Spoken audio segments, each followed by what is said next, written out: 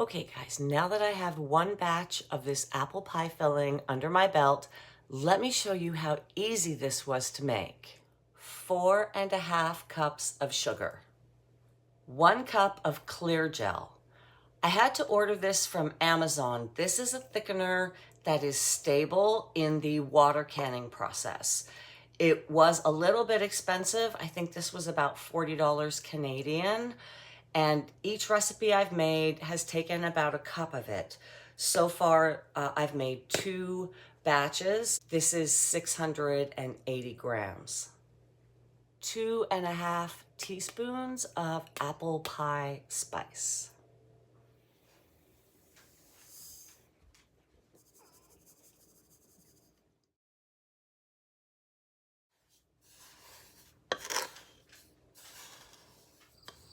I think my neighbors lit a brush fire this morning. It stinks out here. Wow. 10 cups of water and 2 teaspoons of salt. We're gonna bring this to a boil and it'll thicken right up. So now I'm gonna take this off the heat, put it on low, and add 3 tablespoons of lemon juice. I have already sterilized my first 3 jars and we want to pack them hot. So I'm just gonna leave them in until I'm ready for them one at a time. So that's honestly the hardest part. I'm doing the jars one at a time so I can pack them hot. The great thing about this recipe is you don't have to cook the apples. We're gonna pack them raw, just pour the syrup over the top, and then we'll do the water canning method for 25 minutes. And that will be enough processing time. These apples are not great right off the tree. I find the texture a little bit mealy, but this makes them absolutely delicious. I just give them a little rinse.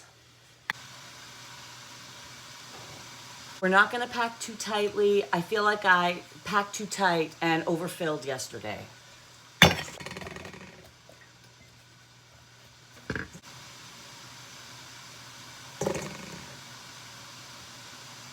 Now we're just gonna pour the syrup and leave about a 1/2 inch of headspace.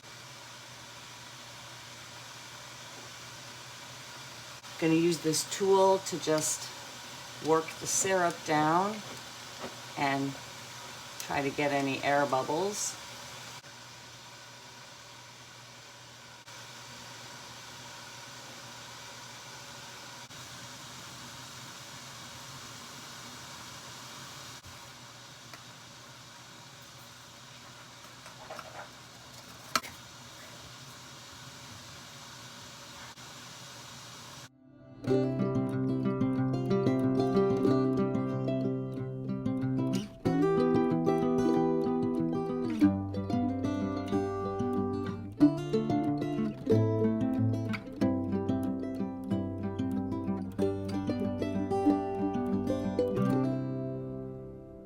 Well, this year has been all about the fruit.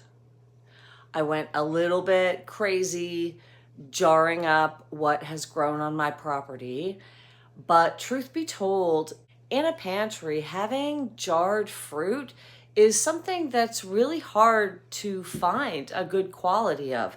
I mean, what are my options? Pineapple and maybe little, orange slices that are jarred. Pears don't can well commercially. The syrup is terrible. Same with peaches. Fruit cocktail is awful. So this is a way that I can have a really nice, fresh supply of delicious fruit in the dry pantry. The one regrettable thing that I will miss having this winter is fresh jarred tomatoes. My neighbor had some extra in his garden. He offered me to go up there, but I really wanted to process the apples that I have. before I got more that I needed to jar. So I might run up there tomorrow and just check his garden and see if I can get enough to even make a half a dozen jars of fresh tomatoes. I still have bags and bags of apples left, so I will consider making this into an alcoholic apple cider, and otherwise they will be really good treats for my barn animals through the fall. The other thing I'd really like to do in my area is have some kind of pantry exchange where a person like me who made an excess amount of crabapple jelly can trade for some pickles or for some jarred tomatoes or whatever else somebody else may have harvested in excess. So I am considering maybe trying something on Facebook along those lines because I haven't seen anything like that in the area. There's really so much more I want to do, and what I got into my pantry in jars is still only a fraction of what I aspire to be able to harvest and preserve in the future. But around here, I'm always just looking for progress over perfection. And considering last year I didn't have the time to jar anything, I'm pretty happy with my efforts for 2024 so far. Well, preserving is no joke. I just spent 2 full days in the kitchen processing all of these apples, but I know that in those cold winter months, I'll be really grateful that I put the work in right now. So until next time, happy, healthy living. I hope you're all doing well, staying safe, and preparing for the cold winter months. I am Katie Kate on the Homestead, and I'll see you later.